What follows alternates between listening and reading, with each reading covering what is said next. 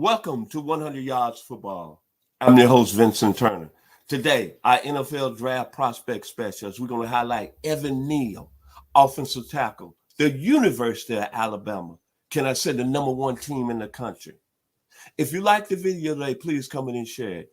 And joining me is a gentleman who's coming live from Key West, Florida. My man, he's the best that's done it. He was a scout with the New York Jets under Bill Parcells and Bill Belichick, who I consider the greatest coach right now in the National Football League.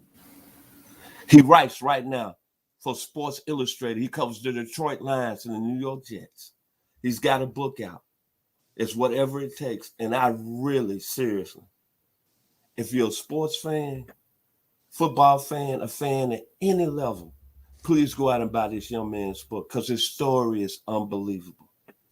And it's got some real serious obstacles. But it tells you a lot about this young man's character. And I'm going to tell you, it's a special book. Whatever it takes. It's a great read. But let's get to the order of business. My man, Mr. Daniel Kelly, coming out of Key West, Florida this morning. And he's going to help me break down Evan Neal, the offensive tackle out of University of Alabama. How are you doing this morning, Mr. Daniel Kelly, a.k.a. DK? Hey, that's a incredible introduction, Mr. Turner. Thank you so much. It's a privilege to be on your show. I'm doing well. It's sunny down in Key West, Florida. I know a lot of people around the country won't want to hear that right now, but we do have an offensive tackle and a big boy to talk about today. How are you, Mr. Turner? Hey, man, I couldn't be blessed. Last week was a great college football weekend. There was a lot of great players that we now know how they're going to perform on the next level. We got the college football Final Four, Georgia, Michigan, Cincinnati, the University of Alabama. Then we got the National Football League going. We got the Tampa Bay Buccaneers, esteemingly seem like they're still the best team in the league, along with the Arizona Cardinals. I couldn't be more happier. And then we got the Heisman Trophy ceremony coming up Saturday, my brother. Wow. So go ahead, sir. What more could you ask for? Football is at its highest right now, bowl season. But let's talk about the young man out of the University of Alabama. What do you love about him, Mr. Evan Neal, offensive tackle? Absolutely, Mr. Turner. You know, it's interesting because when I grew up as a kid, I'm dating myself, but some 40 years ago, when I grew up as a fan of the Washington Redskins, they had an offensive line named the Hogs. I'm sure you remember them, Mr. Turner. Yes, sir. Absolutely. And at that time, get this, they were the largest and biggest offensive line in football in 1982 and averaging 273 pounds per player. If those same guys played today, if that same offensive line played in today's NFL, they'd be the smallest. So, I mean, it just shows how much these offensive linemen have grown. And when you talk about growing and you talk about big offensive line, the conversation begins and ends with Evan Neal. 6'7", look at your screen, ladies and gentlemen, 6'7", 351. At one point in high school, he tipped the scales at 390 in high school. I mean, I don't know about you, but I certainly wouldn't want to face that guy in high school at 390. It was said to have dropped about 15 pounds in the offseason. He, quote unquote, feels a little bit more light on his feet right now. He says, the one thing that immediately jumped out, because when I turn on the film, some things immediately jump out. And I am a draft analyst that is accountable to the film I watch. In 2021, I watched Evan Neal against Miami, against Ole Miss, and against Auburn, which was his best game.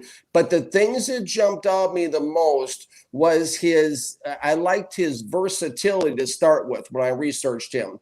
When I went back and looked at him on the internet as well. This is a guy who's played left guard. He's played some right tackle in the past, and now he's slid over to left tackle. Versatility is important on offensive line in case of injury. But the thing that really jumped out at me most on film was this guy is a giant at left tackle. He's a big presence who excels mostly at sealing off the perimeter of the pocket in pass rushing situations. He's also excels at down blocking inwardly on the run game, but more on that as we move forward. Let's talk about the positives on Evan Neal, number 73, Alabama. The positives are there's quite a few of them. The first thing you look for when you look for offensive tackles, especially left tackles from a scouting and an evaluation standpoint, is that first step. I call it the kick step, the kickstart. Basically, he does have a pretty fast kickstart first step to get outside. Why is that important? Because that position he's guarding against is the best pass rushers in the NFL, coming off the right defensive end, right linebacker spot. That's why they made a movie called The Blind Side. Left tackle is a premium in the NFL, and it's very important to get a fast start, a kickstart, a first step out there, and he does have that. He moves his feet, he slides his feet incredibly well for a man his size. Good feet. He maintains a good wide base as he's sliding out into the perimeter. He moves very gracefully laterally for a very big man. Good footwork, good technique, sturdy. He's a very sturdy player. He's very physically strong. He's very weight room strong. He has an incredibly strong upper body. You are not going to put this guy on skates and bull rush him back into the quarterback. It is not happening. Heavy steel anchor. If you're gonna get to the quarterback, you're gonna have to go inside or go around him, but you are certainly not going through this guy. Uses his hands very well at the point of attack. I can't emphasize this enough. A lot of offensive tackles, oddly enough, in the NFL don't have a clue how to use their hands, it seems, half the time. This guy does know how to use his hands. Again, good techniques. Uses his frame, his big frame, his 6'7" frame, uses his weight, uses his body well to be a bodyguard and shield the perimeter of the pocket. This guy is big. I can't say it enough times. B-I-G, big. In the 3 games I watched, again, against Miami, Ole Miss, and Auburn, he allowed 1 sack in the Auburn game. I think at PFF it said at one point on October 13th, out of 219 snaps, he allowed 0 sacks. This is the name of the game, is pass protection in the NFL. It's evolved more and more into a passing game. This guy does slide out and guard the pocket really well. He is also, this is important, he is very football smart. And what I mean by that is he does very well at picking up games and stunts when defensive linemen and linebackers switch it up and cross each other's faces and cross it up when the pass rush. He does very well understanding his assignments. He does an exceptional job picking up stunts and games on the offensive line, which is important too, because a lot of teams will try to blitz and do that. Let's talk about the positives in the run game for a moment, if we could. This guy, as I mentioned before, strong, weight room strong, powerful, strong. If he gets a hold of you, it's over. Exceptional inline, like down blocking inward towards the line of scrimmage, towards the center. Exceptional inline and straight ahead drive blocker. He drives and blocks with power. This guy is a road grinders, we call it in scouting. This guy puts a lot of power behind his blocks, and if he gets his mitts on you, you're going to be going backwards like the movie The Blind Side when the guy drove the guy straight out of the stadium almost. That's what this guy can do. At times, he gets a little aggravated, and he will shove a smaller player to the ground like a rag doll. He'll just toss him, maybe a corner, maybe a safety, maybe even a linebacker. He'll just toss him with absolute authority. He is good at holding the point of attack just long enough for the time, and he can use his big frame well to position block and outside runs to his left when the running back's going to the outside perimeter. He is very good at sealing off and gaining leverage and position against that defensive end side of the ball and getting his frame in front and sealing off that edge for outside running backs. Like Dalvin Cook likes to do in Minnesota. He does exceptionally well at that. Now let's talk about the negatives, right? There's no tens, as Tony Rizzano taught us and taught me in his book, Secrets of an NFL Scout, the old scouting director with the 49ers. There are no tens. There's definitely negatives. In pass pro, this is big. I do question if he has good enough. He has very good foot technique, and he slides out well, and he does not cross over his feet. But I question if he has enough lateral foot speed, if if it's fast enough to do the job against the elite pass rushers, the speed rushers in the NFL who challenge him through the back door of the pocket. This showed up plainly on film against Miami and Auburn that this could be a problem. Again, he's not giving up sacks this way, but he is giving up pressures through the back door to speed rush attempts. Another big thing I question is the body control. If you play this guy's game and you just rush him and just stay in front of him, he's going to kill you, okay? But I question his body control in space. If you set him up hard to the outside, to the back door, and then come back inside like a Danielle Hunter would do, or somebody like that in the NFL on the other side of the line of scrimmage on the other defensive end spot. If you play against somebody like that, I question if he has enough body control to adjust in space would be a concern. The guy kind of looks, when you watch him, he kind of looks like a big fish in a small pond at Alabama. Sometimes he gives up too soon on the plays and gives up pressure that way as well. It's something that stood out to me consistently. Again, a tendency. Negatives when it comes to run blocking. This guy is not good at all in space. He struggled a lot. Now, that's understandable for a big guy. He's a big frame guy. He's athletic in limited areas, but he is not a good blocker in space. He is not good at the second level against linebackers. If he can't line it up and hit them, he's going to be ineffective, way too ineffective in space, way too often. Again, go back if you don't believe me. The film does not lie. Watch the game against Miami and Ole Miss, and he really struggled doing this. Can waist bend at times and lose blocks that way, fall off and not be able to maintain control of the blocks long enough. Overall bottom line, that's it for the run blocking negatives. This is a guy who has excellent pass protection techniques, which is the name of the game in the NFL. Excellent feet for a man his size. As long as everything is going well and it's predictable and people are just rushing him on the outside and not mixing it up, not doing a bunch of moves, not getting fancy, not speed rushing or coming back to the hard to the inside, this guy will be dominant if he can just use his frame and his feet and his hands. He is really, that's where I see him there. Against the run, I think he'll kill you if he can get his hands on you again with the power straight ahead or inside. But again, he struggles in space, and really the biggest concern I think I had, guys, is his weight. I mean, let's just unpack this for a second, because he's lighter on his feet, as I said earlier in the show. But this guy in high school was 390. And there's a big difference. Now, he said ideally he would like to get down to about 325. I don't think he's ever been that since he was a kid. This guy's ideal playing weights between 350 and 390. And there's a big difference between carrying an extra 40 pounds on the perimeter with the speed and the rush coming off that side. I think this guy would kill it in the NFL as a guard. I think he might make a better right tackle than a left tackle because of the lateral foot speed and because of the weight issue. Interesting enough, former NFL offensive lineman Brian Bulaga had said if he was an NFL team, he would not draft Neal because of his weight. And so, ideally, I think that, it seems like he's gotten a little bit lighter as time has gone on, as he's moved closer to the NFL draft. I really question, what he's going to be like, once he gets a big contract in the NFL, if he's going to let his weight go. There's only, lastly, in conclusion, there's only so many guys that have played at his weight in the NFL in the past. The biggest guy I think ever to do it was about 4'10", which was Aaron Gibson that played for the Cowboys, Bears, Lions, and Bills. At 4'10", he was 440 in high school. Again, Aaron Gibson I'm talking about. Now he's 43 years old and he's 480. These guys do have a harder time controlling their weights at that size. There's only a handful of guys that be able to play effectively in this league at that size.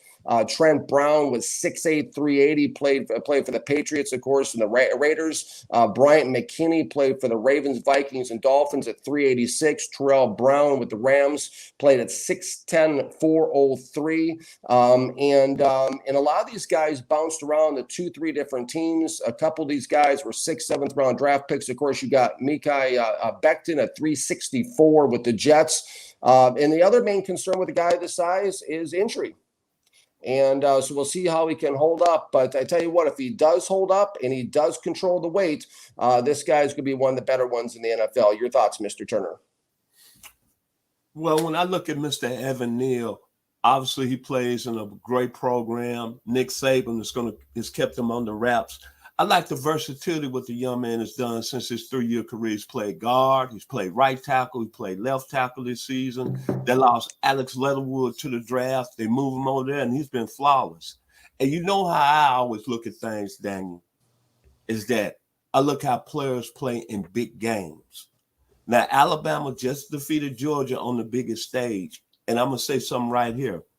Before that game, all talk was about the University of Georgia's D-line. Trayvon Walker, NFL. Jordan Davis, Heisman Trophy finalist. Devontae White, NFL. Jalen Carter, NFL. Robert Beal, 5-star. Now, we're talking about the University of Georgia, the number 1 defense in the country, giving up 6 points a game. And all last week, Daniel, all you heard about was the Georgia's defensive line. Well, I purposely watched Evan Neal in the Alabama offensive line, how they handled the Georgia's defensive line. And what I came away with, let me start with the Georgia's defensive line. No sacks. Can I say it one more time, Daniel? No Please. sacks. And then Bryce Young. 3 touchdowns, 412 yards. His jersey was clean. And I watched Evan Neal, and he dominated Jordan Davis, Trayvon Walker, Jalen Carter on the biggest stage. Pass protection. And he did it allegedly against the best. The only thing, I'm going to agree with you on this point, I worry about his weight, if he gets that money. But if he's able to understand his talents, I see him being one of the best offensive tackles that's played in this game. He's got a lot of Art Shell in him. A little bit of Jackie Slater, Jackson State finest. A little Marvin Powell that played at USC, that played with the Jets. He really reminds me of Leon Gray that played offensive tackle for the Patriots from 1978 to 1980. Big guy, but had a lot of grit about him and could really pass protect. And then, of course, I'm not going to go there. I don't want people to get excited here on 100 Yards Football this morning. But if Evan Neal, once he gets this money, and he's mature enough to realize he can be one of the best that's done the position, he's got a little bit of Orlando Pace in him. He's got a little bit of Jonathan Alton. I'm not going there and saying, hold up, that he could be on that level. But I think through keeping his weight down and being mature enough to realize he can be great at that level. Because as you said, his use of hands was outstanding against Georgia. And the pass protection, the ability to change direction. I saw these guys, and I'm going to say it again, Trayvon Walker, Jordan Davis, Devontae White, Jalen Carter, Robert Beal. I saw Mr. Neal get out and had them hands on him. And I'm going to say it one more time. Georgia, the number 1 ranked defense in the country, giving up 6 points a game. And all you heard about all season long was their defensive line. And then especially after Alabama the previous week gave up 7 sacks against Auburn. But you know what? Evan Neal proved to the world that the University of Alabama, we still got good offensive line people over here. And I'm the best that's came out in a long time. And I'm keeping history. Alex Leatherwood was the first-round pick of the Raiders. So that being said, I saw enough on Saturday to tell me this young man can be very special at the next level. The competition was the highest level, Daniel. And all I can say is this. Georgia, 0 sacks. Final words about Evan Neal this morning here on 100 Yards Football, Mr. Daniel Kelly. Well, a lot of people have him projected going in the top 5 in the 2022 NFL draft. I don't know in my 40 years of watching NFL football if we've ever seen a riskier top 5 in history. You have Stingley and Hamilton coming off of major injuries.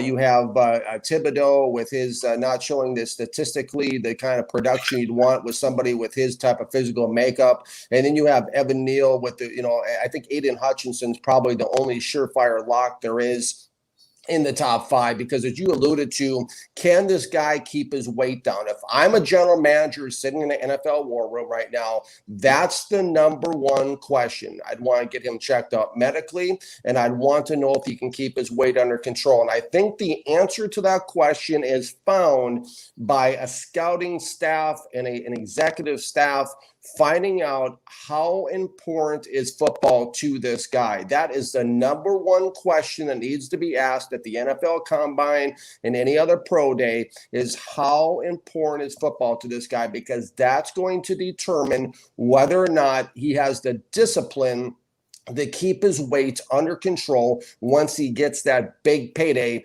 from the NFL. Now, if he can keep his weight under control, I'm not as concerned with his run blocking, because that's not why you bring a guy in like this. You bring a guy in like this for one reason and one reason alone, and that is to guard the blind side of your quarterback. Most of them are right-handed, and to be that bodyguard. And if he can keep the weight under control, this guy will be worth a top 5 pick. If where I would put him right now on my draft board, I would put him between 15 and 32, because it is a risk, but this guy is a first rounder. Now, if he lets his weight, last words, if he lets his weight blow up, this guy could really be a problem. If he gets up to 4'10", 420, and lets himself go, he could still play guard in the NFL. But then, of course, the chances of knee injuries and stuff increases dramatically. So those are the big questions for me. Good player, plays in a great program, but it's a big, lot of little question marks I surround the frame of that picture with heading into the 2022 NFL draft.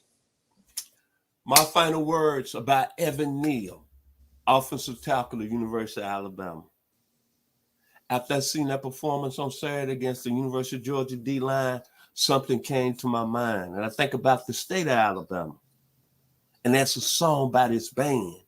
And I'm going to give you the band at the end of the song. If I leave here tomorrow, would you still remember me? For I must be traveling on now, because there's too many places I got to see. Because I'm a free bird. Do. Leonard Skinner. And you know what? Evan Neal was a free bird in the Mercedes-Benz Stadium against the University of Georgia defensive line. So if you like the video today, please come in and share it. And special thanks to the most talented guy that's doing this on any level, coming to me out of Key West, Florida. And I love him for being on my platform today. People don't understand this gentleman works hard. And he does his homework on these players. My man, Mr. Daniel Kelly, Key West, Florida, the #1 scout in all of the NFL, the 2022 NFL draft. So if you like the video today, please come in and share it. And to our producer, Mr. Logan Landers, for making it happen. We'll surely appreciate you here on 100 Yards of Football. Yes, and we do. Be loved for the rest of the week. I'm Vincent Turner, and special thanks to my guest, Mr. Daniel Kelly, coming live out of Key West, Florida. Thank you, Mr. Turner. It's fun as always. Really quickly, just to your point, it took 4 hours of watching film for a 23-minute video. So you're right. It's all about the grinding if you want to be a scout in the NFL. Amen.